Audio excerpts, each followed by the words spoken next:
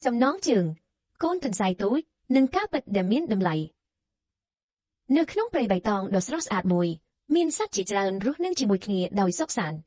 Nơi chỉ bấy, miên cửu xa tuần dài tối mùi, rút nâng khung rún đầy cọc đầu. Khung cửu xa nốt, miên con tuần dài chmù, sọc hìa, để miên phì rò hà rò huốn, nâng chú chật lên chỉ mùi mất chỉ riêng rọt này. Sọc hìa chỉ cồn là ỏ, còn tái, miên tùm lọ mùi mình xứng ra ỏ, cử, vì chú chật này mình bật tích tuổi, đàm bày chiếc viên bàn hà.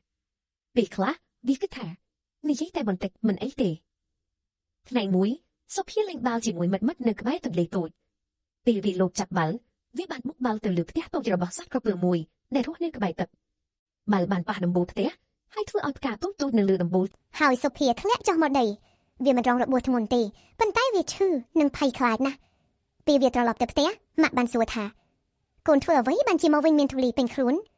សុភាឆ្លើយថាខ្ញុំគ្រាន់តែលេងលើដីទេវាមិនប្រាប់ការពិតទេប៉ុន្តែពេលយប់មកសុភាមិនអាចគេងលក់បានទេវានឹកដល់អ្វីដែលវាបានធ្វើទាំងការបោកបញ្ឆោតសត្វក្រពើនិងការមិនស្ដាប់ម៉ាក់បេះដូងវាមានអារម្មណ៍ធ្ងន់ណាស់ថ្ងៃបន្ទាប់សុភាបានសម្រេចចិត្តទៅជួបសត្វក្រពើ